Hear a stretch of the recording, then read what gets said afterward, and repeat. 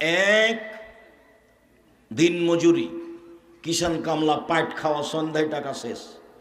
2, চাকরি, 25 দিনে টাকা শেষ হয় সাধারণত। 3, জমি চাষ, হয় সমান সমান, না হয় লস। 4, ব্যবসা। তখন আল্লাহ রসুল বলছেন, ইন্না তাজিরা সাদিকাল আমিন ইয়াকুনু ইয়াউমাল কিয়ামাহ সাদা সিদ্দিকিন। আল্লাহ আম্বিয়া, সত্যবাদী বিশ্বস্ত ব্যবসায়ীরা বিচারের মাঠে নবীগণের সাথে থাকবেন। কিন্তু অবাক কথা, ইব্রাহিম আলাইহিস সালামের সাথে থাকা যাবে। ব্যবসায়ী ও জাপান থেকে মাল নিয়ে আসে ইনপোর্টে, চট্টগ্রামে নামাই, সেই ব্যবসায়ী? জি না। যে বাদাম বিক্রি করে সেও ব্যবসায়ী, যে চকলেট কলা বিক্রি করে সেও ব্যবসায়ী। সত্যবাদী হতে হবে। ঘটনা এমন কেন, সেটা অন্য সময়ে। 1, দিন মজুরি। আল্লাহ রসুল বললেন, ঘাম শুকানোর আগে টাকা দিয়ে দাও, টাকা দিয়ে দাও, টাকা দিয়ে দাও। কিষান কামলার টাকা সন্ধ্যায় দিয়ে দাও। আর চাকরি, মাসিক বেতন নির্ধারিত করলেন, তারপর বলেন, এই সাবধান, এই সাবধান, যা বেতন দিয়েছি সেটাই, কোনো রকম করে যদি আবার টাকা ইনকাম করো তাহলে এটা আত্মসাৎ, সাবধান। 3, জমি চাষ। অন্তর শক্ত হয়ে যায়, পছন্দ করছেন না আল্লাহর নবী, অন্তর শক্ত হয়ে যায় জমি চাষে, মানুষ ভীরু হয়ে যায়, মানুষ সঠিক পথে আগাতে পারে না জমি চাষ। তাহলে 3টেরই খুব ভালো ফল বললেন না। 4, ব্যবসা।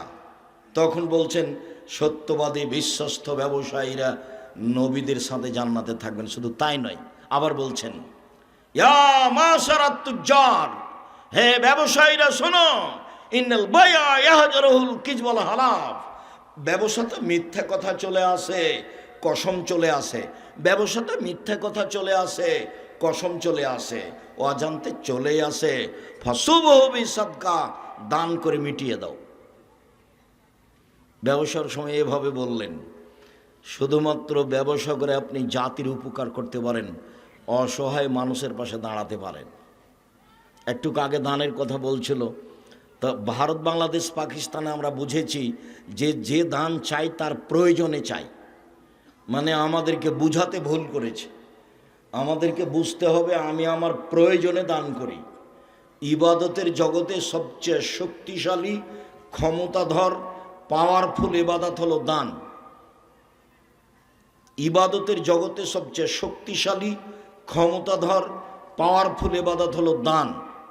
সালাত আদায় করে জান্নাত পাওয়া যায়, জান্নাত কিনা যায় না। হজ করে জান্নাত পাওয়া যায়, জান্নাত কিনা যায় না। রমজান মাসে সিয়াম থেকে জান্নাত পাওয়া যায়, জান্নাত কিনা যায় না। দান এমন একটা জিনিস যা দিয়ে জান্নাত কিনা যায়। এরকম কোনো ইবাদত পৃথিবীতে নেই। দান এমন একটা ইবাদত যা দিয়ে মাল বালা মুসিবত দূর হয়ে যায়। দান এমন একটা ইবাদত যা দিয়ে সমস্যা দূর হয়ে যায়। দান এমন একটা ইবাদত যা দিয়ে কবরের শাস্তি বন্ধ হয়ে যায়। দান এমন একটা ইবাদত যা দিয়ে মরা মানুষের পাপ মিটে যায়, বুখারী মুসলিমের হাদিস। দান এমন একটা জিনিস যা হলো দলিল, বিচারের মাঠে আমি দাঁড়াবো, আমি জান্নাত পাবো। আল্লাহ বলবেন কেন? আমি বলবো আমার কাছে দলিল আছে, এই জমি আমার, এই যে দলিল, এই বাড়ি আমার, এই যে দলিল, জান্নাত আমি পাবো। কেন? এই যে আমার কাছে দলিল আছে। দান দিয়ে আল্লাহকে সন্তুষ্ট করা যায়, দান দিয়ে মানুষের পাপ মিটে যায়, যেভাবে পানি দিয়ে আগুন নিভিয়ে যায়। ওটা ব্যতিক্রম ইবাদত। শুধুমাত্র ব্যবসা করেই মানুষ অসহায় মানুষের পাশে দাঁড়াতে পারে। এই জন্য রাসূল সাল্লাল্লাহু আলাইহি সাল্লাম ব্যবসার কথাটি এইভাবে উল্লেখ করেছেন। বাকি পদ্ধতিতে মানুষ অসহায় মানুষের পাশে তেমন দাঁড়াতে পারে না। বলছিলাম শিরক। রাসূল সাল্লাল্লাহু আলাইহি সাল্লাম বললেন, পৃথিবীর মানুষ, লা তুশরিক বিল্লাহি ওয়া ইন কুতিলতা ওয়া হুররিকতা, জ্বালিয়ে দেওয়া হলেও শিরক করো না, হত্যা করা হলেও শিরক করো না, শিরক মহাপাপ। রাসূল সাল্লাল্লাহু আলাইহি সাল্লাম বলেন, আল্লাহ তাআলা বলেন, আদমের ছেলে মেয়ে শোনো, মা দাওয়াতনে রাজাউতানি, তুমি যেভাবে ডাকো আমি সেভাবে থাকি, তুমি যেভাবে ডাকো আমি সেভাবে থাকি। তুমি যেভাবে আশা পোষণ করো সেভাবে আমি পূর্ণ করে থাকি। তুমি যেভাবে আশা পোষণ করো সেভাবে আমি পূর্ণ করে থাকি। আমি ক্ষমা চাইলে ক্ষমা করে দিই। আমি পরোয়া করি না তুমি কত বড় পাপী, আমি পরোয়া করি না তুমি কত বড় পাপী। আদমের ছেলে মেয়ে শোনো, তোমাদের পাপ বেশি হতে হতে যদি আকাশে লেগে যায়, পাপ আর পাপ আকাশ জমিন ভর্তি আছে, এরপরে যদি আমাকে বলো, যেভাবে বলো আমি সেভাবে থাকি, যেভাবে আশা পোষণ করো সেভাবে পূর্ণ করে থাকি, ক্ষমা চাইলে ক্ষমা করে দিই। পরোয়া করি না তুমি কত বড় পাপী, আমি পরোয়া করি না তুমি কত বড় পাপী। এই কথা আল্লাহ তাআলা আবার বিচারের মাঠে বলবেন। বিচারের মাঠে আমাদের সামনে আসবেন, এসে আল্লাহ বলবেন, আদমের ছেলে মেয়ে শোনো, বিচারের মাঠে তোমরা যেই পরিমাণ পাপ নিয়ে উপস্থিত হয়েছ সেই পরিমাণ আমি ক্ষমা নিয়ে উপস্থিত হয়েছি। তোমাদের যেই পরিমাণ পাপ আমার সেই পরিমাণ ক্ষমা, তোমাদের যেই পরিমাণ পাপ আমার সেই পরিমাণ ক্ষমা। ক্ষমা তত, তোমাদের পাপ যত আমার ক্ষমা তত, যদি শিরক না থাকে। এটা মূল কথা। শিরক না থাকলে পাপ ক্ষমা হচ্ছে, শিরক থাকলে হবে না। গাড়িটা চাঁপাইনবাবগঞ্জ যাবে, ঢাকা থেকে ছুটেছে দেশ ট্রাভেলস। সূর্য ডুবার সাথে সাথে গাড়িতে আলো দিলে, এই ছেলে গাড়িতে আলো দিলে কেন? মালিকে বলেছে সূর্য ডুবার সাথে সাথে গাড়িতে আলো দিতে হবে। তাহলে মালিক হিন্দু নাকি? এই কাজ তো হিন্দুদের।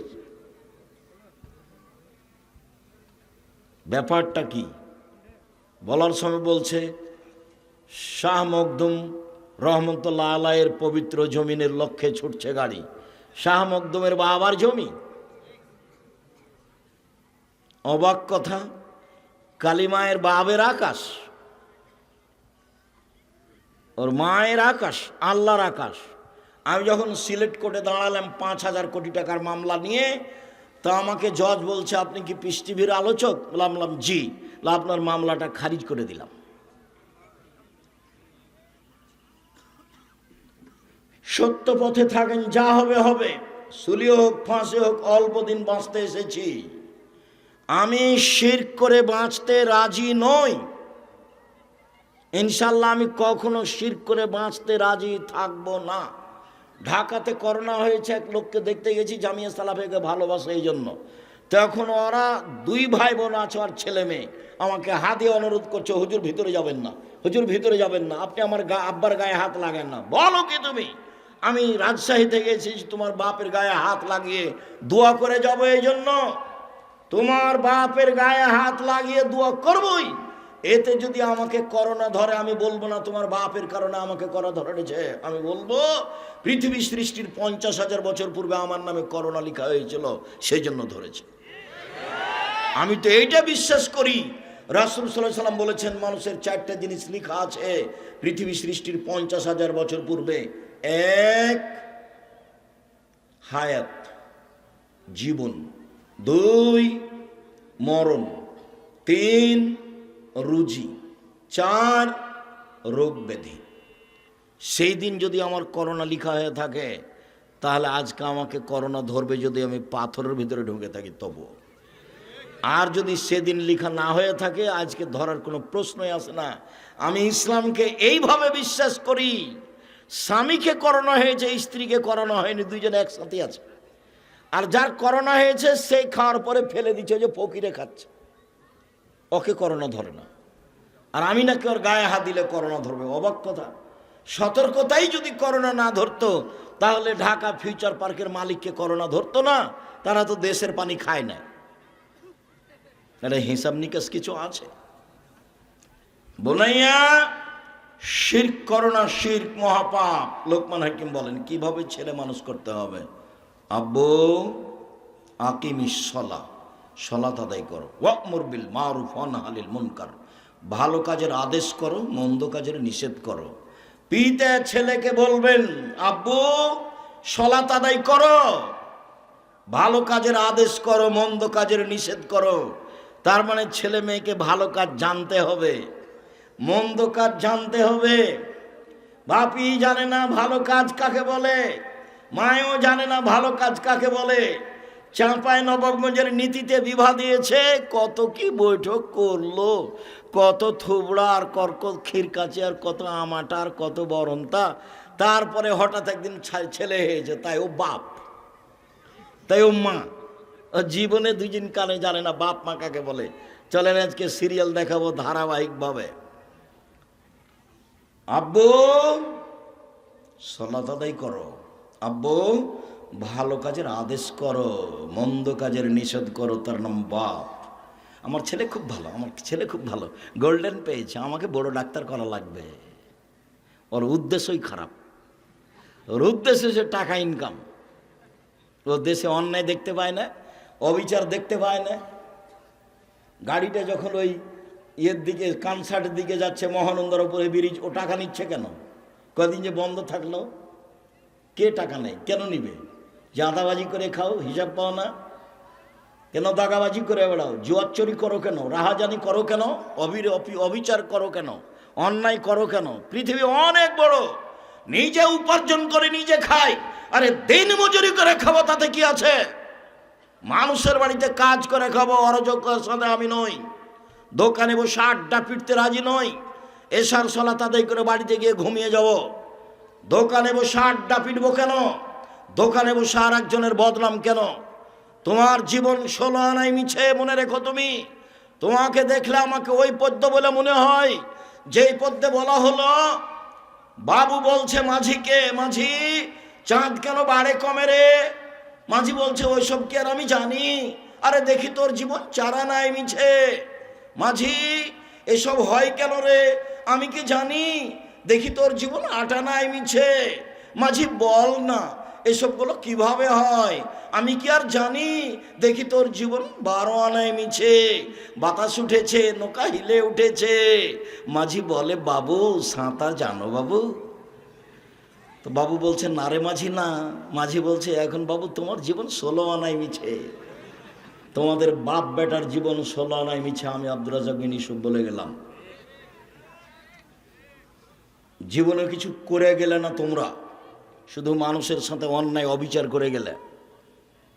দেবীনগরে আমার ক্লাস ফ্রেন্ড আব্দুল হাজি চেয়ারম্যান হয়েছে, তো বলছে আব্দুর রাজ্জাক তোর গ্রাম দিয়ে যে রাস্তাটা তোর বাড়ির উপর দিয়ে যাবে, ওখান দিয়ে তো কি করবি? তো বলছে এক কাজ কর, যখন আমাদের বাড়ির সামনে যাবে তখন রাস্তাটা আমাদের জমিতে এইভাবে নিয়ে চলে যাবে, আবার ঘুরে এসে এভাবে যাবে। তো হাসছে, বলে এইভাবে বলছিস কেন? ওর কোনো সমস্যা নেই, ও করে দে।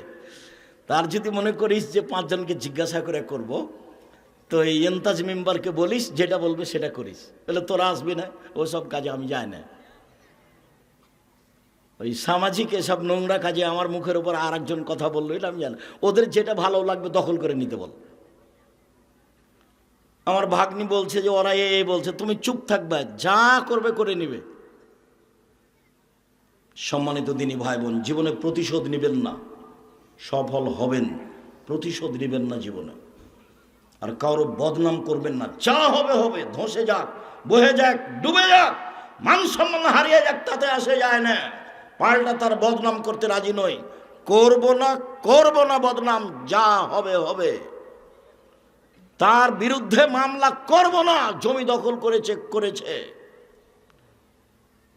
মামলা কারো বিরুদ্ধে করে মানুষকে জেল হাজত দিয়ে 1 মিনিটের জন্য আমি বাঁচতে রাজি নই। সম্মানিত দিনী ভাই বোন, শুনুন, কিভাবে ছেলে মেয়েকে জাহান্নাম থেকে বাঁচাবেন, শিক্ষিত কিভাবে করবেন। এবার শুরু হয়ে গেল একসাথে বাপ মা জিম্মেদার। একই ভাষা আল্লাহ রসুলের মুখের, একসাথে মাও জিম্মেদার, বাপও জিম্মেদার, বাপও জিম্মেদার, মাও জিম্মেদার, একসাথে একই ভাষা। চলেন দেখি কয়েকটা। আবু হুরায়রা রাদিয়াল্লাহু তাআলা আনহু বলেন, রাসূল সাল্লাল্লাহু আলাইহি ওয়াসাল্লাম বলেছেন, কুল্লু মাউলুদিন ইউলাদু আলাল ফিতরা, প্রত্যেকটা ছেলে মেয়ে ইসলামী ধারণ ক্ষমতা নিয়ে জন্মগ্রহণ করে। ফাবুহু ইউহাবেদানিহি, তার পিতামাতা তাকে ইহুদি করে দেয়। ইমাজ্জিসানিহি, তার পিতামাতা তাকে আগুন পূজক করে তোলে। ইনাসরানিহি, তার পিতামাতাকে খ্রিস্টান করে তোলে। এই ছেলে বসো, ব্যস্ত হচ্ছ কেন তুমি? চায়ের স্টলে যারা এখন আছে, তুমি কি মনে করছো তারা সফল? তারা হলো নিম্ন শ্রেণীর মানুষ। আমি আব্দুর রাজ্জাক বিন ইউসুফ এখানে এসেছি, ও চায়ের স্টলে কেন? আপনি কি বুঝাতে চাচ্ছেন? যেখানে জিলাপি বিক্রি হচ্ছে সেখানে আপনার মেয়ে কেন গেছে? ও ক্লাস 10-এ পড়ে, ওকে হিন্দুর মেয়ে নাকি? ওই হিন্দুর মেয়ে। আপনি বাপ, আমি আপনাকে বাপ বলে ডাকতে নিষেধ করেছি, আপনার মেয়ে যেন আপনাকে চাচা বলে ডাকে। চলেন আপনাকে দেখাচ্ছি আজকে। আর আপনার স্ত্রীকে আপনার মেয়ে যেন খালা বলে ডাকে। আপনি বাপ হিসেবে উপযুক্ত বাপ নন, এই জন্য আপনাকে চাচা বলে ডাকা উচিত। আমি নিশ্চিত জানি আপনি বাপ, আমি জানি আপনি বাপ, তারপরে আমার আফসোস বলছে, আমার দুঃখ বলছে আপনার ছেলে আপনাকে চাচা বলে ডাকুক। জবাব আমি দিব কেন? ওই যে ওখানে মেয়ে আপনার দোকানে বসে আড্ডা পিটছে, জিনিস কিনছে, ওর বাপ নেই, ওর ভাই নেই, ওর স্বামী নেই, ওর দেবর নেই, ওর ভাসুর নেই, ওর বোনের ছেলে নেই, ওর ভাইয়ের ছেলে নেই। ও কোন শরমে ওখানে এই যে জিনিস কিনে? কোন শরমে কিনে? কোন হায়াই কিনে? কোন লজ্জায় কিনে? ওর বাপ কাপুরুষ, সেই জন্য যায় ওখানে। ওর স্বামী কাপুরুষ, সেই জন্য যায়। কাপুরুষ স্বামী জাতির অন্যায় করে তাহাজ্জুদ পড়ে জান্নাত কিনতে চান। জান্নাত অত সহজ? দেখি জান্নাত কেমন সহজ না হালকা। রাসূল সাল্লাল্লাহু আলাইহি ওয়াসাল্লাম বলছেন, হজবাতিন নারবি শাহওয়াত, মনের ইচ্ছা দ্বারা জাহান্নাম ঘেরা আছে। হজবাতে জান্নাত বিমাকারে, নিয়ম নীতি, কষ্ট, ক্লেশ, ত্যাগ, তিতিক্ষা, অনেক কিছু দিয়ে জান্নাত ঘেরা আছে। জান্নাত তো সহজ নয়, জাহান্নাম সহজ। মন মতো চললেই জাহান্নামে যাওয়া যায়। জাহান্নাম যেতে কষ্ট লাগে না, সমস্যা হয় না। রাসূল সাল্লাল্লাহু আলাইহি ওয়াসাল্লাম বলছেন, প্রত্যেকটা ছেলে মেয়ে ইসলামী ধারণ ক্ষমতা নিয়ে জন্মগ্রহণ করে। প্রত্যেকটা ছেলে 5 ওয়াক্ত সালাত আদায় করতে পারবে, করলো না কেন? প্রত্যেকটা ছেলে এশার সালাত আদায় করে বাড়ি চলে যেতে পারবে, গেল না দোকানে বসলো কেন? প্রত্যেকটা মেয়ে নখ কেটে ছোট করতে পারবে, নখ বড় রাখলো কেন? নখে নেইল পালিশ লাগালো কেন? ইহুদি খ্রিস্টানদের পতিতালয়ের মেয়েরা নখে নেইল পালিশ দেয়। ইহুদি খ্রিস্টানদের পতিতালয়ের মেয়েরা নখে নেইল পালিশ দেয়। ভুরু তুলে চিকন করলো কেন? দাঁত ছিলে চিকন করলো কেন? মাথার সামনের চুল ছোট করলো কেন? পুরুষের পোশাক শার্ট প্যান্ট পরেও বাজারে যায় কেন?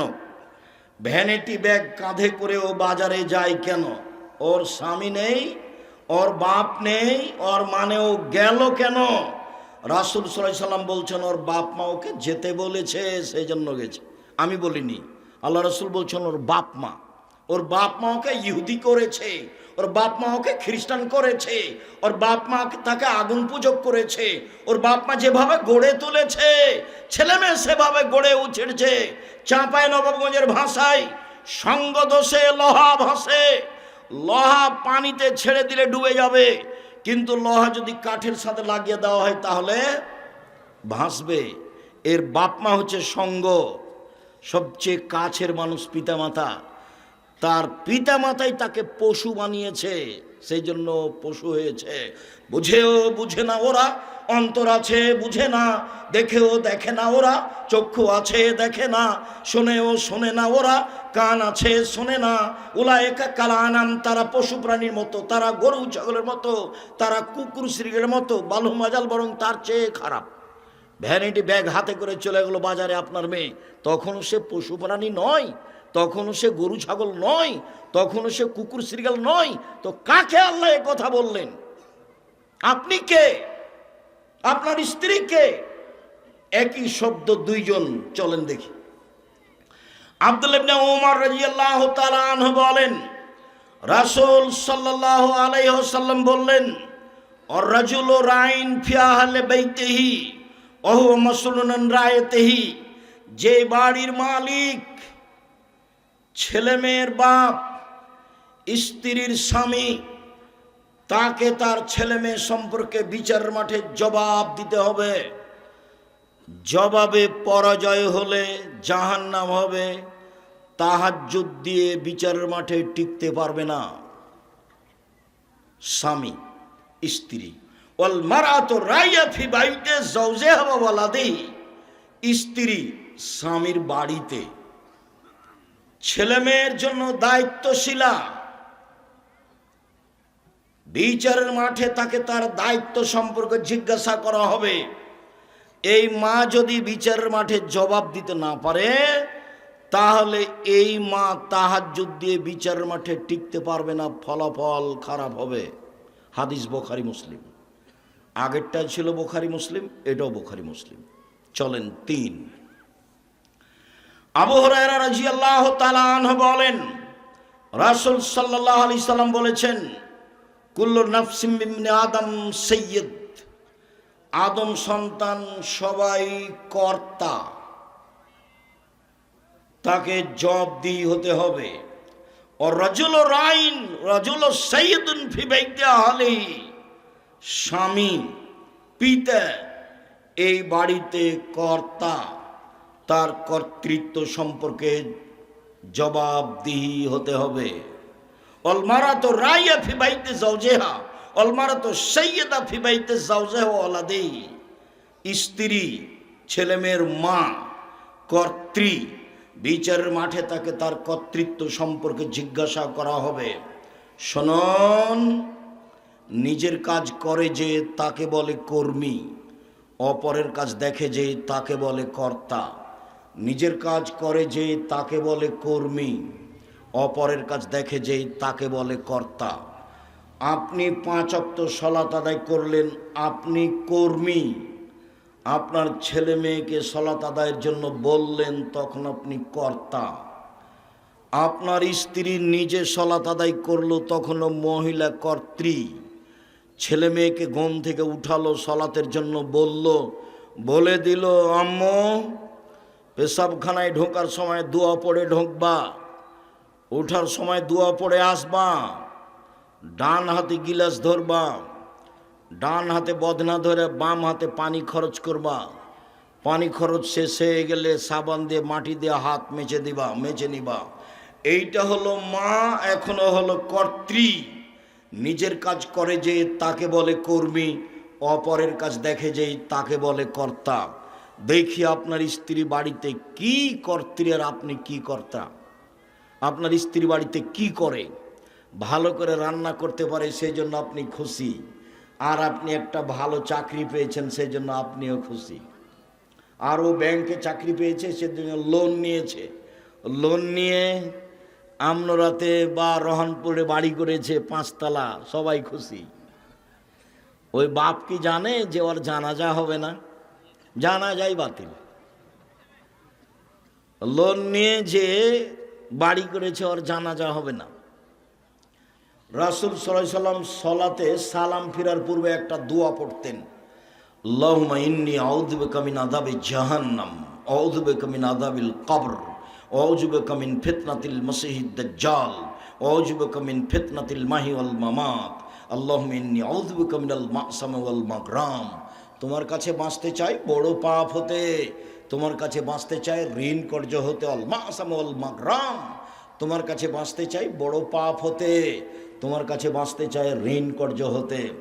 রাসূল সাল্লাল্লাহু আলাইহি সাল্লাম দিন রাত বলতেন, আল্লাহ তুমি আমাকে ঋণ থেকে বাঁচাও, আল্লাহ তুমি আমাকে ঋণ থেকে বাঁচাও।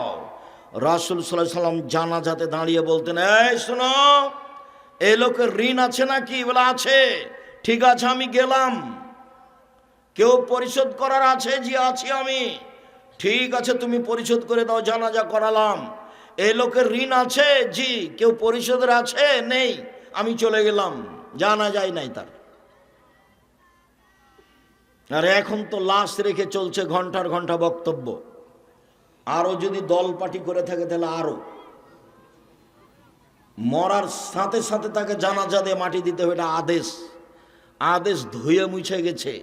চাঁপাই নবাবগঞ্জের মানুষ বেশিরভাগ আহলে হাদিস, মানে হাদিস মেনে চলে। আমার 40 বছরের মধ্যে তারা কোনোদিন রাসূলের পদ্ধতিতে বিবাদ হয়েছে তা আমার জানা নাই। আর তাফসির মাহফিল করে, দুঃখিত, আমি আপনাকে কষ্ট দিতে আসিনি। আমি রহনপুরের তাফসির মাহফিল জানি, আমি চাঁপাই নবাবগঞ্জের তাফসির মাহফিল জানি, ভালোভাবেই জানি। আমাকে সুলতানগঞ্জ গোদাগাড়ির এক তাফসির মাহফিলে আমার এক চাচাতো ভাই এসে বলছেন, মারা গেছে ও, বলছে আজকে রাত তাফসির করলো, এই তাফসির তোরা জানিস না। কি করলো? আরে তোরা জানিস না তো আর কি বলবো, আর কিছু বলবেন তো কি তাফসির করলো, তোরা জানিস না, অথবা ওই তাফসির তোদের বলা হবে না, কিছু বলেন শুনি কি তাফসির করলো।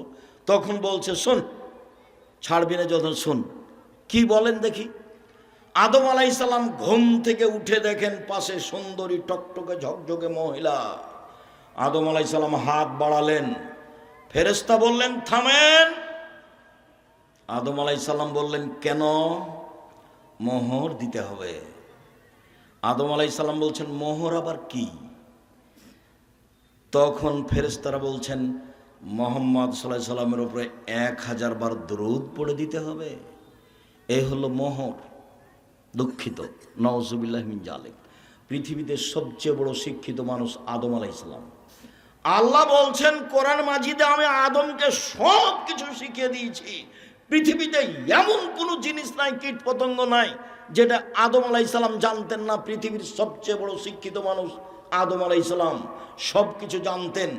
যাকে আল্লাহ সব কিছু শিখিয়ে দিলেন, তিনি বউকে কিভাবে হালাল করতে হবে সেটাই জানলেন না। ধর্ম পাগল হয়ে গেছে। धर्म राजशाही चापाई मुंजर हवाई लड्डू, दोनों हाथ में लड्डू है, जो चाहे उसको खा ले, जो चाहे उसको छोड़ दे। बोल हिसाब এই তাফসীর মিথ্যা। মুফাসসিরকে ৮০ ১৬০ লাঠি পিটাতে হবে। এই যে বললাম, দেখি কোন মায়ের বেটা কোথায় এভাবে উল্টে ধরতে পারে। আমার হায়াত পর্যন্ত সময় থাকলো, যতদিন আমি বেঁচে আছি। উল্টা চলে কোনো লাভ নেই। বারবার বলছি, জীবনে বেঁচে থাকার জন্য ৫ ওয়াক্ত সালাত বাস, হালাল রুজি, প্রয়োজনে দিন মজুরি, ৩ কোরআন তেলাওয়াত, অন্তত সূরা ইখলাস ৩ বার, অন্তত সূরা ইখলাস কোরআন মাজিদ পড়তেই হবে। অন্তত সূরা ইখলাস ৩ বার পড়েন সকালে, তাহলে আল্লাহকে বলতে পারবেন পড়েছি। ৪ আড্ডা পিটা চিরদিনের জন্য হারাম, জান্নাত হবে ইনশাআল্লাহ। আড্ডা পিটা চিরদিনের জন্য হারাম, জান্নাত হবে ইনশাআল্লাহ। শুনুন সম্মানিত দিনী ভাই বোন, এতক্ষণ পর্যন্ত স্বামী স্ত্রী একসাথে ছিল ছেলে মেয়েকে লালন পালন করার জন্য। এবার শুধু স্বামী, শুধু পিতা, এরপরে শুধু মা আসবে এক সময়, এক খেলে চেয়ে থাকেন। আবু হুরায়রা রাদিয়াল্লাহু তাআলা আনহু বলেন, রাসূল সাল্লাল্লাহু আলাইহি সাল্লাম বললেন,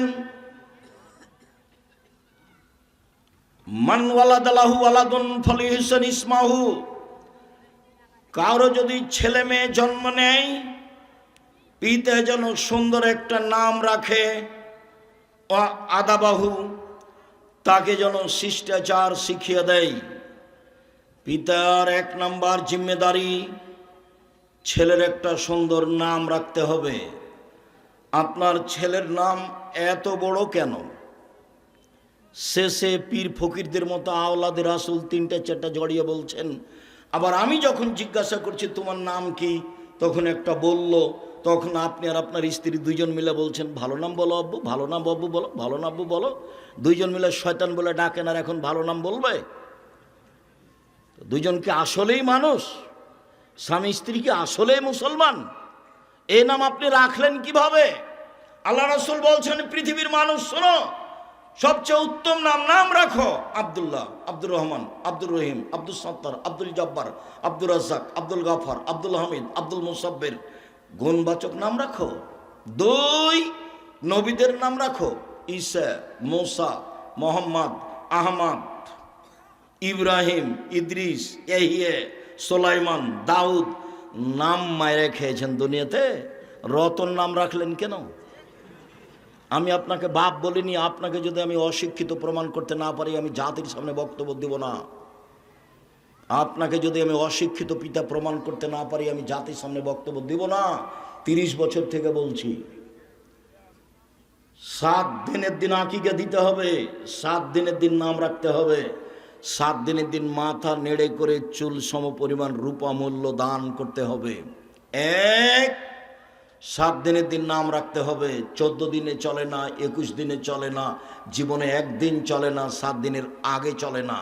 7 দিনের আগে বাচ্চা মারা গেলে কিছুই লাগে না। 2, পশু জবে করতে হবে। 3, মাথা নেড়ে করতে হবে। 4, চুল সমপনে বা রূপা দান করতে হবে, রূপা মূল্য দিলে হবে। নাম রাখতেই হবে, আকিকা দিতেই হবে। এটা বাপের জিম্মেদারি, এটা কুরবানি নয়। দিলেও চলে, না দিলেও চলে, কুরবানি নেকির কাজ, আকিকা বাপের জিম্মেদারি। কুরবানি নেকির কাজ। কুরবানি মানে চোখ ঠিকঠাক আছে কিনা দেখো, পা ঠিকঠাক সুন্দর আছে কিনা দেখো, দাঁত উঠেছে কিনা দেখো, কান সুন্দর আছে কিনা দেখো, লেজ ঠিকঠাক আছে কিনা দেখো, মোটা তাজা কিনা দেখো, গ্রামে ফকির মিসকিন আছে কিনা দেখো। কুরবানি মানে নেকি। কুরবানি মানে এই এই এই এতগুলোর নাম কুরবানি। আকিকা মরা হোক, আধা মরা হোক, কানা হোক, ল্যাংড়া হোক, 2 দিনের হোক, মানে মরছে এখন মরবে, তাকে দিলেও চলবে, খালি জান আছে। এটা হলো বাপের জিম্মেদারি। 7ম দিনের দিন দিতেই হবে, কর্জ করে দিতে হবে, প্রয়োজনে ভিক্ষা করে দিতে হবে। এটা হলো উপার্জনের সবচেয়ে নিম্ন পর্যায়ের স্তর, সবচেয়ে সুন্দর স্তর ব্যবসা।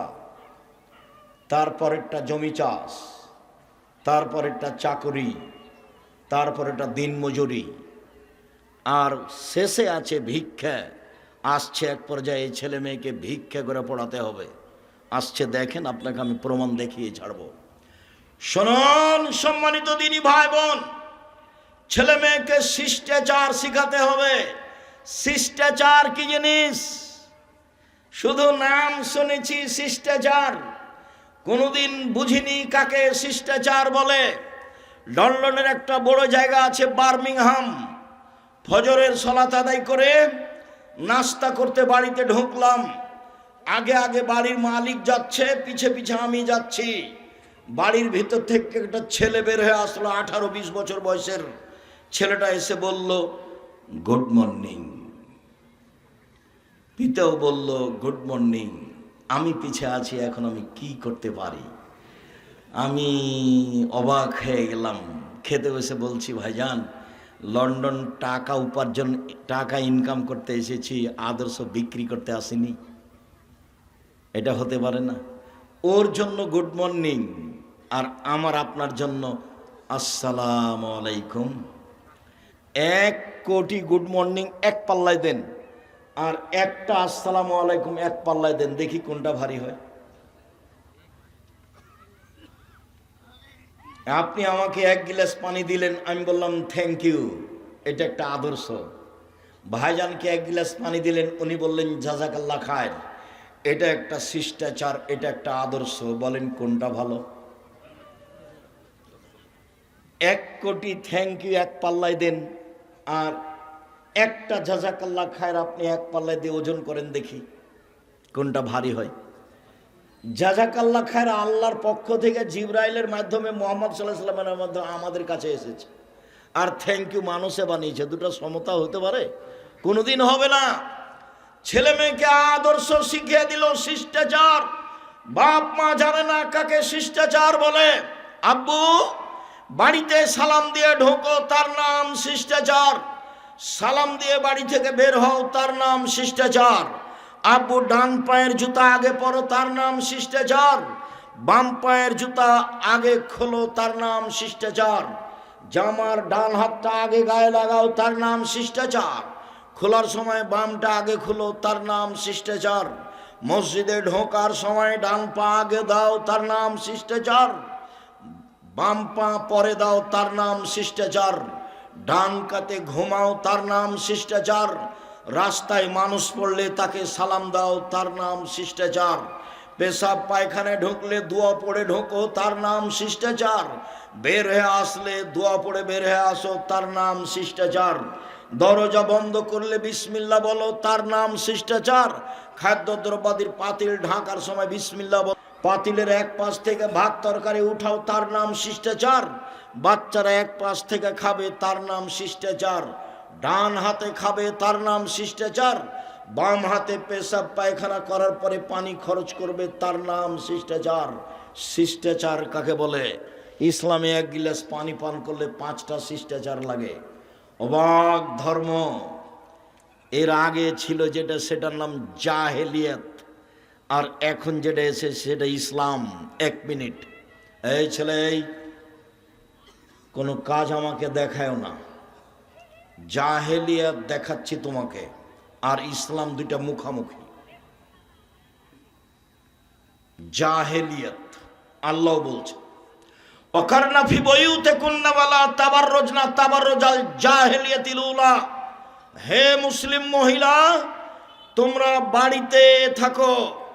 বন্যতার যুগে, বর্বরতার যুগে, অসভ্যতার যুগে, জাহেলিয়াতের যুগে মেয়েরা যেভাবে প্রদর্শন দিয়ে চলতো, ভ্যানিটি ব্যাগ ঘাড়ে করে, সেভাবে তোমরা চলো না। আল্লাহ বলছেন এটা জাহেলিয়াত। এখন ইসলাম চলে এসেছে, এটা চলবে না। মুহাম্মদ সাল্লাল্লাহু আলাইহি সাল্লাম বিদায় হজের লম্বা ভাষণে বললেন এক পর্যায়ে, পৃথিবীর মানুষ শুনে রেখো, কুল্লু আমরিন মিন জাহেলিয়াত তাহতা কাদামাইয়া। জাহেলিয়াতের যুগের যত নিয়ম কানুন ছিল, জাহেলিয়াতের যুগের যত কৃষ্টি কালচার ছিল, জাহেলিয়াতের যুগের যত আদব কায়দা ছিল, সব আমি মুহাম্মদ সাল্লাল্লাহু আলাইহি সাল্লাম আর 2 পায়ের নিচে রেখে দিলাম। জাহেলিয়াতের যুগের কোনো কৃষ্টি কালচার, শিষ্টাচার চলবে না। শুনে রাখো জনগণ, আর রেবা মিন আমরিল জাহেলিয়া, সুদ হচ্ছে জাহেলি প্রথা। আমি সুদ, জাহেলি প্রথাকে পায়ের নিচে রেখে দিলাম। সর্বপ্রথমে সুদ মওকুফ ঘোষণা করলাম আমার চাচার। আমার চাচা জনগণের কাছে হাজারো লাখ কোটি টাকা সুদের পাই। আমি ভাতিজা হিসাবে আমার চাচার সব সুদ মওকুফ করে দিলাম। নিজের বংশ থেকে সুদ বন্ধ করলাম। এটা হলো জাহেলি প্রথা। ভাতিজা যদি কোনো ভালো কাজে চাচার জমি জায়গার উপরে কোনো ক্ষমতা দেখায়, তাহলে চাচা যেন কিছু না বলে। মুহাম্মদ সাল্লাল্লাহু আলাইহি সাল্লামের তো বাপ মা নেই, মুহাম্মদ সাল্লাল্লাহু আলাইহি সাল্লামের তো নিজস্ব টাকা পয়সা নেই, উনি তো কোনো সুদের লেনদেন করেননি। সুদ তো জাহেলিয়াত। আপনাকে আমি বলতে চাচ্ছি যে ইসলাম এসেছে, জাহেলিয়াত চলে গেছে, আবার ইসলাম পিছে হটতে থাকবে, আর জাহেলিয়াত আসতে থাকবে। সব মানুষ জাহেলিয়াতের মধ্যে আটকা পড়ে যাবে। থ্যাংক ইউ জাহেলিয়াত, গুড মর্নিং জাহেলিয়াত, tata bye bye, tata bye bye. জাহেলিয়াত 1 পৃষ্ঠা 10টা নাম। জাহেলিয়াত চলাফেরা যেভাবে খাচ্ছেন, পিচ্ছেন, উঠছেন, সব কর্মকাণ্ড, খাতা কলম, অফিস আদালত, কোর্ট কাচারি, সব জাহেলিয়াতের নীতিতে চলছে, ইহুদি খ্রিস্টানদের নীতিতে চলছে। এক সময় ইসলাম এসেছিল, ধীরে ধীরে ইসলাম বিদায় নিচ্ছে, জাহেলিয়াত ছড়িয়ে পড়ছে। আপনি যে কি বলতে চাচ্ছেন, আমি আপনার কথাকে কোনোদিন সামনে নিয়ে আসিনি। কোরআন হাদিস আপনি ভুল বুঝেছেন। উপস্থিত বৈঠকের দিনই মুসলিম বোন, আমি আপনার অনীহার কথা জানি। আব্দুর রাজ্জাক সাহেবের কথা আপনাকে তিতা লাগে, এ কথা আমি জানি। আমি আব্দুর রাজ্জাক বিন ইউসুফ চাঁপাইনবাবগঞ্জের মানুষ, আমি আপনার বাড়ির মানুষ। আপনাকে আমি নিজের মতো করে দেখি। আমি আপনার পাশে থেকে ইসলাম ধর্ম জানাতে চাই, বুঝাতে চাই। আমি সব জানি এ কথা নয়, তবে আমি ইসলাম ধর্ম চর্চা করি, এ কথা ঠিক। আমি 97 সাল থেকে ফতোয়া লিখি, 2016 সাল থেকে ফতোয়া বোর্ড পরিচালনা করি। আমার সামনে বড় বড় বিদ্বান বসে থাকেন, যারা দেশ বিদেশ থেকে এসেছে। এইভাবে আমি ফতোয়া বোর্ড পরিচালনা করি। আমি শরীয়ত বুঝি। আপনার বিদ্যা বেশি, এ কথা ঠিক, তবে আমার চর্চা ভালো আছে, এ কথাও ঠিক। আমি চর্চা দিয়ে আপনার বিদ্যাকে ঠেকিয়ে দিতে পারি। আপনি যেভাবে শরীয়ত বুঝেছেন সেভাবে শরীয়ত নয়। আপনি ভুল বুঝেছেন, আপনি ভুল বুঝেছেন, আপনি ভুল বুঝেছেন। আপনার স্ত্রী মহিলা বৈঠক করে বেড়াই আর বলে, বুবু বিসমিল্লাহ বললে বুবু এত নেকি হবে, বলে বুবু নামাজে যখন দাঁড়াবা বুবু তখন 2 পায়ের গোড়ালি জমা করিও বুবু, নইলে লজ্জাস্থানের যোগাযোগ বুবু মাটির সাথে হবে, মাটি অভিশাপ করবে। বুবুর সব কথাই নাকি বুখারিতে আছে। বুবু যখন সিজদায় যাবা বুবু, হাতি যেমন মাটিতে পড়ে যায় সেভাবে পড়ে গিয়ে একবার বুককে উরুর সাথে লাগিয়ে আঁটো সাঁটো হয়ে সিজদা করিও বুবু।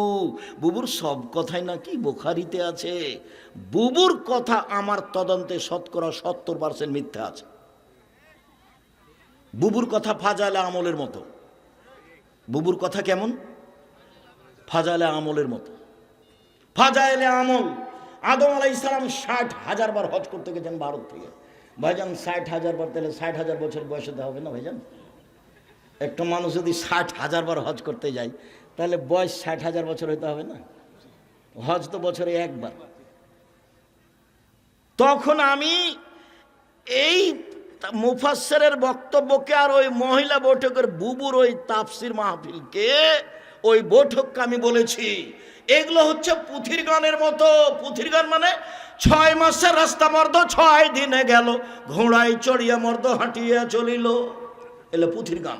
ফাতেমা কান দিয়া কয় আজ বুঝি হোসাইন কারবালাতে শহীদ হয়। ফাতেমা কান দিয়া কয় আজ বুঝি হোসাইন কারবালাতে শহীদ হয়। যেদিন হোসাইন কারবালার মাঠে ইরাকের মাটিতে শহীদ হন তার 49 বছর আগে ফাতেমা মারা গেছে। কতদিন আগে? 49 বছর আগে। কিভাবে ফাতেমা কেঁদে বলতে পারেন?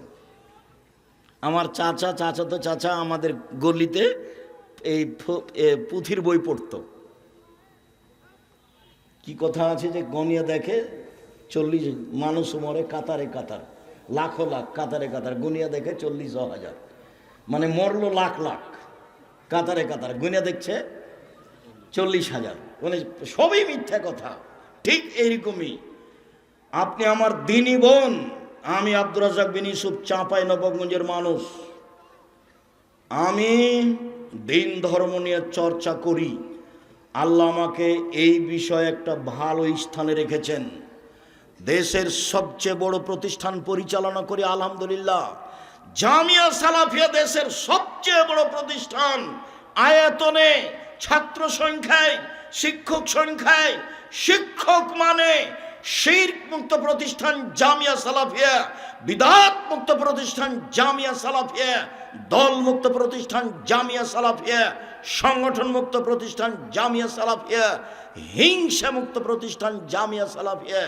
100 জন শিক্ষক এক জায়গাতে বসলে একজন আরেকজনের বিরুদ্ধে মুখ খুলতে পারবে না, মুখ খোলাই নিষেধ। কেউ কাউকে বলতে পারবে না আমার সাথে আসেন। দল সংগঠনের কথা মুখ দিয়ে বের করা নিষেধ। ছাত্র শিক্ষক সবাই একই, একমাত্র জেহেনটা খালি করে, মস্তিষ্ক খালি করে আল্লাহকে সন্তুষ্ট করার জন্য মাঠে থাকতে হবে, ইবাদতে থাকতে হবে। আব্দুর রাজ্জাক সাহেবকে শ্রদ্ধা করি, কোরআন হাদিসের কথা বলে, সেই জন্য একদিন দেখছি বাম হাতে পানি খাচ্ছে, তখনও কি শ্রদ্ধা করব? জি না, এটা অসম্ভব হতে পারে না। আর আব্দুর রাজ্জাক সাহেবকে সম্মান করি, অনুসরণ করি না। অনুসরণ পৃথিবীতে একটা মানুষকে করি, যার নাম মুহাম্মদ সাল্লাল্লাহু আলাইহি সাল্লাম, যার কথাতে 1 গিলাস পানি পান করলে 5টা বিধান লাগে। 1 ডান হাত, 2 বিসমিল্লাহ, 3 বসে, 4 3 শ্বাসে, 5 পান শেষে আলহামদুলিল্লাহ। 1 গিলাস পানি পান করলে 5টা শিষ্টাচার লাগে। আবু মুসা আশআরী রাদিয়াল্লাহু তাআলা আনহু বলেন, রাসূল সাল্লাল্লাহু আলাইহি সাল্লাম বললেন, মান কানাত লাহু ওয়ালিদা, কারো যদি একটা কাজের মেয়ে থাকে, নিজের মেয়ে থাকে, ফাআল্লামাহা, তাকে বিদ্যা শিখিয়ে দিল, ফাসানা তালিমাহা, সুন্দর বিদ্যা শিখিয়ে দিল, ওয়া আদাবাহা, শিষ্টাচার শিখিয়ে দিল, ফাসানা তাদিবাহা, সুন্দর শিষ্টাচার শিখিয়ে দিল, এই পিতা ডবল নেকি পাবে। শুনুন, আবু হুরায়রা রাদিয়াল্লাহু তাআলা আনহু বলেন, রাসূল সাল্লাল্লাহু আলাইহি সাল্লাম বলেছেন, যার 2টা মেয়ে আছে, 3টা মেয়ে আছে, ফাআল্লামাহুন্না, মেয়েদেরকে বিদ্যা শিখিয়ে দিল, ওয়া আদাবাহুন্না, মেয়েদেরকে শিষ্টাচার শিখিয়ে দিল, ওয়া যাওয়াজাহুন্না, মেয়েদের বিবাহ দিয়ে দিল, ওয়া আহসানা ইলাইহিন্না, তাদের সাথে ভালো আচরণ করলো, সেই পিতা আর আমি মুহাম্মদ সাল্লাল্লাহু আলাইহি সাল্লাম জান্নাতে একসাথে থাকবো এভাবে। ছেলে মেয়েকে বিদ্যা শিখালো, শিষ্টাচার শিখালো। শিষ্টাচার কি সেটাই তো বুঝতে পারলাম না।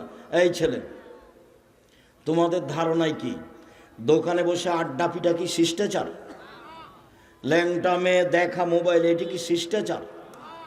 যে আর একজনের বদনাম করছো, দলীয় দাপটে দড়িয়ে বেড়াচ্ছ, সেটাই কি শিষ্টাচার? আর একজনকে বক্তব্য ধুয়ে ছেড়ে দিচ্ছ, সেটাই কি শিষ্টাচার? কে কোন পাপ করেছে 40 বছর আগে, এখন সেগুলো মানুষের সামনে বলছো, সেটাই কি শিষ্টাচার? দুঃখিত। সাংবাদিক প্রতিষ্ঠানে গেছে কিছুদিন আগে, তা আমাকে কিছু জিজ্ঞাসা করছে। তো সাধারণত আমার সাথে দেখা হয় না এরকম কোনো লোকের। তা আমি সেদিন অফিসেই ছিলাম কোনো কাজে, এই সময়তে চলে এসেছে, দিয়ে আমার সামনে মুখামুখি হয়ে গেছে। তো আমাকে পুরাতন কথা জিজ্ঞাসা করছে। তখন আমি বলছি, সাংবাদিকতা করা ছাড়া আর কোনো কাজ পান না, ভিক্ষা করে খান। ভিক্ষা করে খাবেন, সাংবাদিকতা করতে এসেছেন কেন? আপনি জানেন না যে আল্লাহর নবী বলেছেন, মান সাতারা মুসলিমান সাতারাহুল্লাহু ফিদ্দুনিয়াল আখিরাহ। কেউ যদি কারো দোষ ত্রুটি ঢেকে রাখে, আল্লাহ বিচারের মাঠে তার দোষ ত্রুটি ঢেকে রাখবে। আর আপনি আমাকে পুরাতন কথা জিজ্ঞাসা করেন, মানে কি বুঝাতে চান? ভিক্ষে জুটে না, কেউ ভিক্ষে দিবে না। এখানে এসেছেন কেন? 1 মিনিট, এই ছেলে এদিকে দেখো। আমার দিনী বোনেরা, একটু ধৈর্যের পরিচয় দেন। হ্যাঁ, করে তো কিছু এসেছে, কিছু তো গেছে। দেবরের সাথে এসেছে, ভাসুরের সাথে গেছে। জবাব তো আমি দিব না, জবাব ওর স্বামী দিব, ওর বাপ দিবে। গল্প করতে করতে এসেছে, গল্প করতে করতে গেছে। কি শিষ্টাচার জীবনে ছেলে মেয়েকে শোনালেন। এদিকে দেখ, বিচারের মাঠে আল্লাহ একজন ব্যক্তিকে এইভাবে তার বাহু দিয়ে আড় করে নেবেন, ঢেকে নেবেন আল্লাহ নিজে, দিয়ে তার আমলনামাটা তার সামনে তুলে ধরবেন এভাবে। দেখো তো, চিনতে পারো কি এইগুলো পাপ কার? হ্যাঁ, চিনতে পারছি, এগুলো আমার পাপ। তুমি কি মনে করো আমার ফেরেশতারা এগুলো অন্যায় লিখেছে? না না না না না, আমি মনে করিনি এগুলো অন্যায় লিখেছে। তুমি কি আমাকে কিছু বলতে চাও? জি না, আমি আপনাকে কিছু বলতে চাই না। আল্লাহর সাথে মুখামুখি কথা হচ্ছে। তখন আল্লাহ বলবেন, শোনো, তুমি মানুষের দুনিয়াতে মানুষের দোষ ত্রুটি ঢেকে রেখেছিলে। আজকে আমি আল্লাহ তোমার পাপ ঢেকে রাখতে পারি না। যে পাপ তোমাকে দেখালাম, সে পাপ আমি মাফ করে দিলাম, মুছে দিলাম, তুমি জান্নাতে যাও। তুমি মানুষের দোষ ত্রুটি ঢেকে রেখেছিলে, সেই জন্য আমি তোমার দোষ ত্রুটি আজ কাউকে দেখতে দিব না। আর দল সংগঠনের গতি বিধি চরিত্র বৈশিষ্ট্যই হচ্ছে আর একজনের পিছনে লাগা। ও ছাড়া বাঁচতেই পারবে না। ও যদি বলে যে আমি মুখ খুলি না কারো বিরুদ্ধে, তাহলে মিথ্যা কথা হয়ে যাবে। কারো কথা আমি নাম নিনে। মুহাম্মদ সাল্লাল্লাহু আলাইহি ওয়াসাল্লাম বলছেন, পৃথিবীর মানুষ শোনো, আমি যখন বাড়ি থেকে বের হই, তখন তোমরা কারো খারাপ কথা আমার সামনে বলতে পারবে না। আমি তখন ওই লোকটার ব্যাপারে খারাপ ধারণা করব, এটা আমি চাই না। পৃথিবীর মানুষ শোনো, আমি জানি আব্দুল্লাহ বিন উবাই বিন সলুল সবচেয়ে বড় মুনাফিক। আমি তাকে কোনোদিন নিজের কাছ থেকে বের করে দিইনি, আমি তার কোনোদিন বদনাম করিনি, আমি বের করে দিইনি। এই জন্য জনগণ বলবে যে মোহাম্মদ নিজের লোককে বের করে দেয়। হাদিস বুখারী মুসলিম। কি করলেন জীবনে? না নিজে কিছু শিখলেন, না ছেলে মেয়েকে কিছু শিখালেন, না নিজে কিছু হালাল উপার্জন করলেন, না ছেলে মেয়েকে হালাল উপার্জনের কিছু শিখালেন, না নিজে কিছু শিষ্টাচার শিখলেন, না ছেলে মেয়েকে শিষ্টাচার শিখালেন। জীবনটা একবারে সোলানায় মিছের মতো হয়ে গেল। সম্মানিত দিনী ভাই বোন, রাসূল সাল্লাল্লাহু আলাইহি ওয়াসাল্লাম বলছেন, এবার শক্ত অবস্থানে যাচ্ছি। দেখেন, শুধু পিতা এখন চলছে। আল্লাহ রাসূল বলছেন, আনফিক আলাইয়ালিক মিন তাওলিক। পৃথিবীর মানুষ, তুমি তোমার ছেলে মেয়েকে গড়ে তুলো, শিক্ষিত করো তোমার উপার্জিত সম্পদ দিয়ে। তোমার উপার্জিত সম্পদ মানে তোমার বাপের জমিদারি দিয়ে ছেলে মেয়েকে পড়াও, নইলে তুমি ব্যবসা করে ছেলে মেয়েকে মানুষের মতো করো, নইলে তুমি জমি চাষ করে ছেলে মেয়েকে মানুষের মতো মানুষ করো, নইলে তুমি মানুষের বাড়িতে কাজ করে করো, নইলে তুমি ভিক্ষে চেয়ে ছেলে মেয়েকে পড়াও, তোমার ছেলে ভিক্ষে চাইতে পাবে না, আপনার মেয়ে গার্মেন্টসে যেতে পাবে না, আপনার ছেলে টোকাই হতে পাবে না। 25 থেকে 30 বছর পর্যন্ত, শেষ পর্যন্ত ভিক্ষা কে করবে বলেন তো? পিতা, বাপ করবে, ছেলে মেয়ে করবে না। 25 থেকে 30 বছর পর্যন্ত ছেলেটাকে মানুষের মতো মানুষ করে গড়ে তুলতে হবে, তারপরে পয়সা উপার্জন। আপনাকে এই সিদ্ধান্ত আগেই তাড়াতাড়ি কে দিল?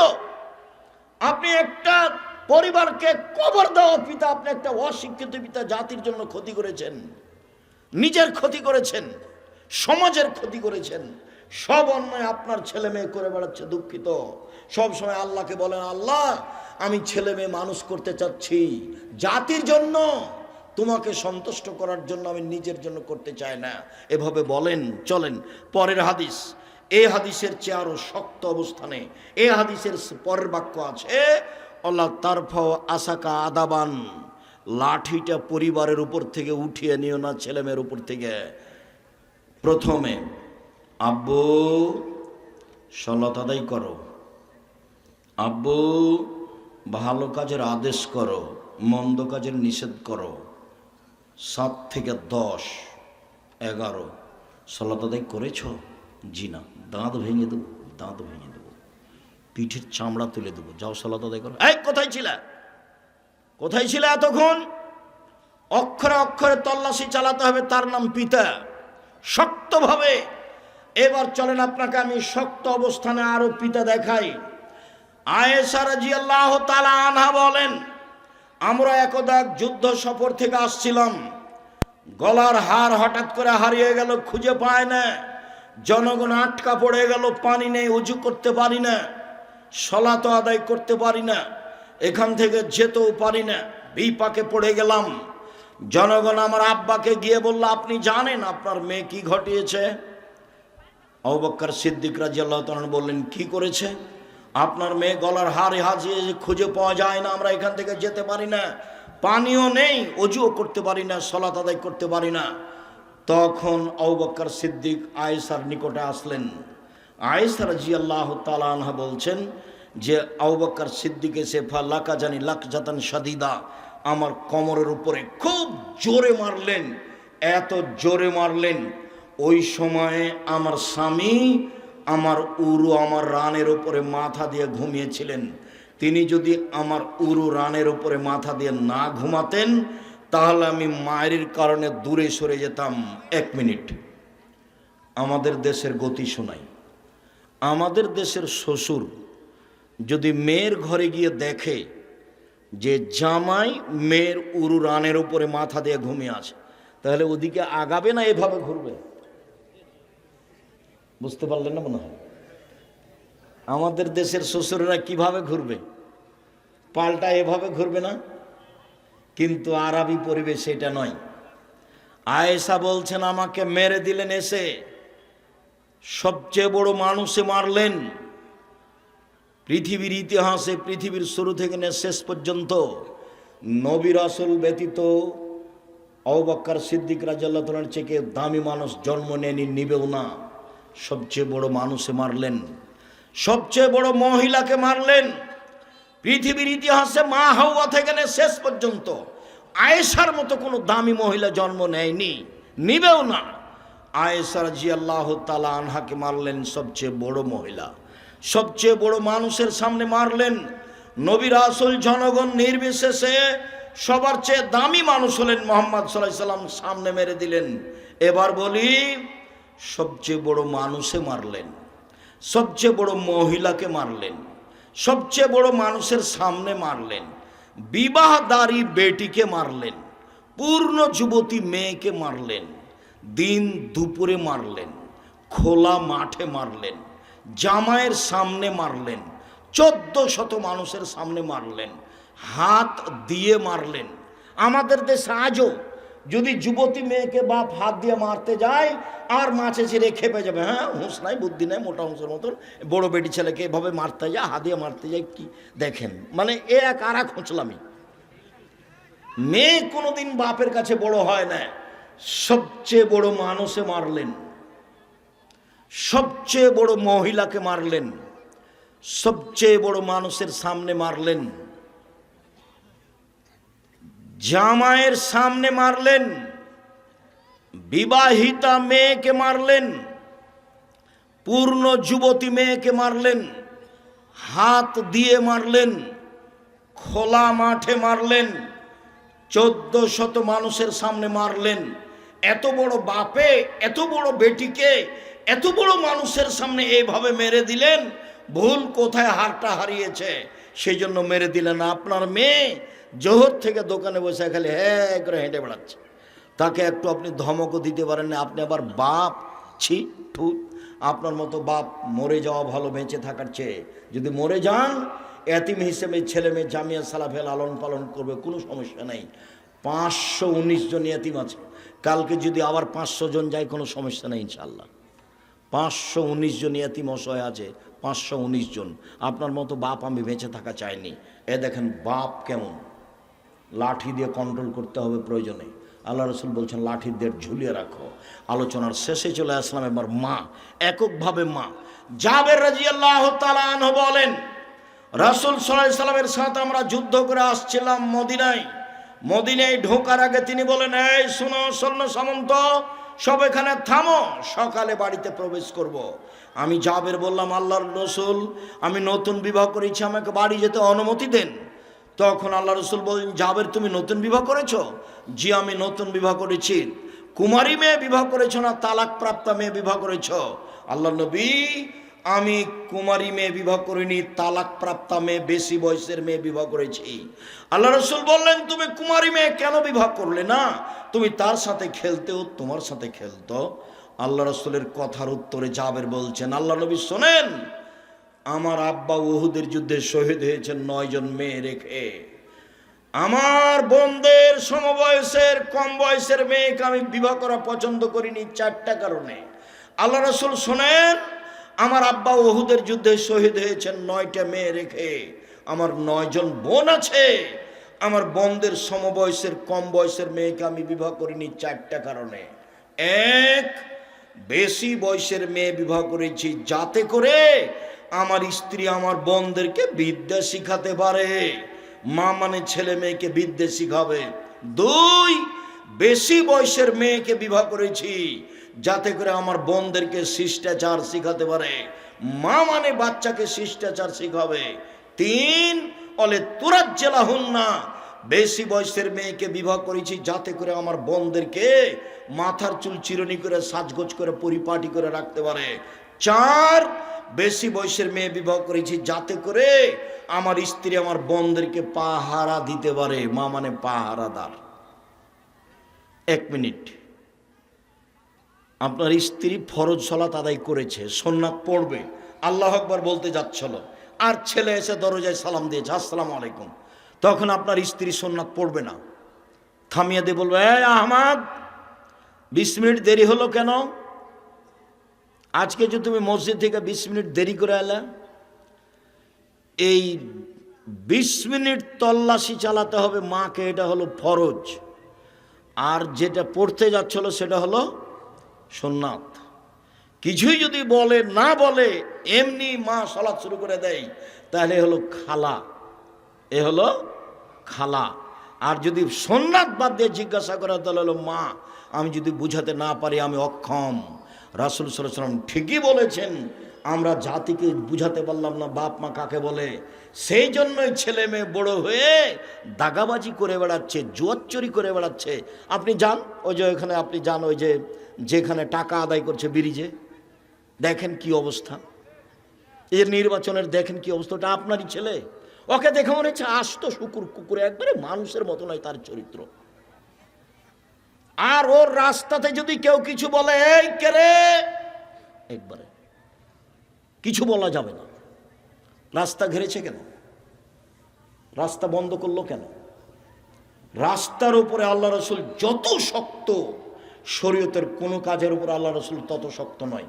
আল্লাহ রসুল বলছেন, এই শোনো, যেখানে রাস্তা নিয়ে গন্ডগোল হবে সেখানে যা ছিল তার ডবল। বাড়ি ভাঙা লাগলে ভেঙে দাও, জমি দখল করা লাগলে দখল করো, রাস্তা নিয়ে গন্ডগোল হয়েছে মানে যা ছিল তার ডবল। আমি বলিনি এই কথা, মোহাম্মদ সাল্লাল্লাহু আলাইহি ওয়াসাল্লাম বলেছেন রাস্তা থেকে জিনিস সরিয়ে দাও, ইমানের ছোট অংশ জান্নাত হবে।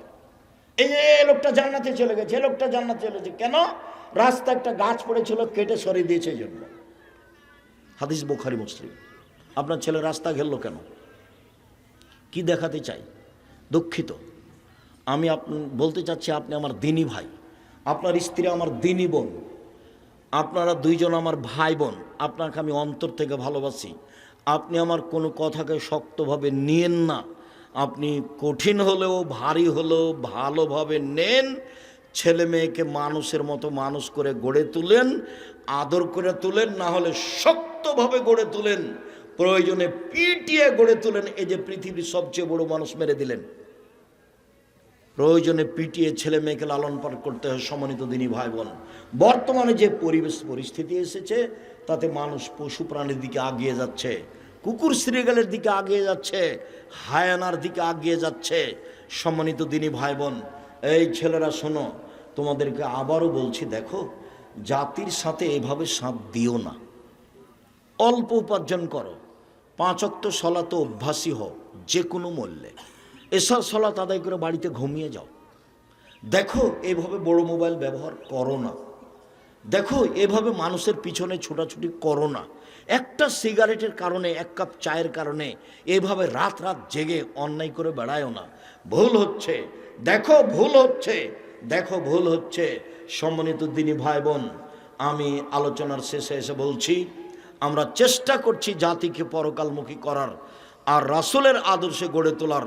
মুখে বলছি, কলমে বলছি, মিডিয়ায় বলছি। পাশে অনেক বই পুস্তক আছে। কি আব্দুল্লাহর বইটা? আল্লাহর পথে যাত্রা। যে গাড়িতে বই আছে, দেখেন পাশে গাড়ি আছে।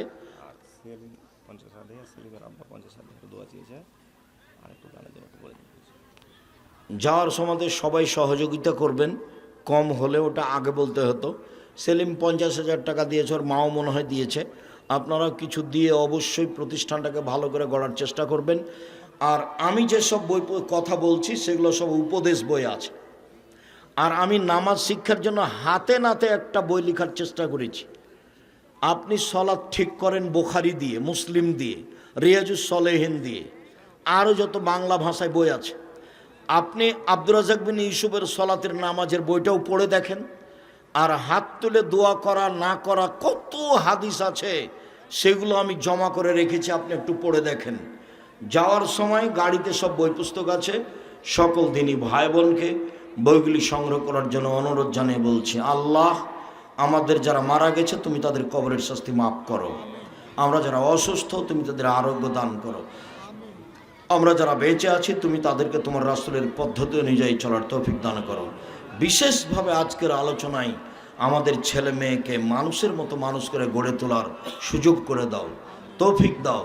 আমরা আসলে তোমাকে সন্তুষ্ট করতে চাই, পরিবেশ পরিস্থিতিতে পারি না, তুমি আমাদের পরিবেশ পরিস্থিতিকে আমাদের অনুকূলে করে দাও। সম্মানিত দিনী ভাই বোন, আপনি নিজে না পারলে ছেলে মেয়ে জামিয়া সালাফিয়া দেন। যদি এবছর ভর্তি শেষ, আমি চেষ্টা করব আপনার ছেলে মেয়েকে মানুষের মতো মানুষ করে গড়ে তোলার। আপনার ছেলে মেয়ের জন্য অনেক পয়সা খরচ করে শিক্ষক রেখেছি, আপনি এটাকে অবশ্যই মূল্যায়ন করবেন। আমি জিম্মেদারি নিতে চাচ্ছি আপনার ছেলে মেয়ে আপনি নিজেই লালন পালন করেন, না পারলে আপনি জামিয়া সালাফিয়া হস্তান্তর করেন। আমি চেষ্টা করব ইনশাআল্লাহ। সকলের জন্য কল্যাণ কামনা করি। সকলে বই পুস্তকগুলো সংগ্রহ করবেন, 5 ওয়াক্ত সালাত আদার চেষ্টা করবেন। আল্লাহ তুমি আমাদের কবুল করো। তোমার দরবারে জোরালো দাবি দাওয়া দোয়া রেখে আজকের আলোচনা এখানে শেষ করলাম। সুবহানাকাল্লাহুম্মা ওয়া বিহামদিকা আশহাদু আল্লা ইলাহা ইল্লা আনতা আস্তাগফিরুকা ওয়া আতুবু ইলাইক। আসসালামু আলাইকুম ওয়া রাহমাতুল্লাহ।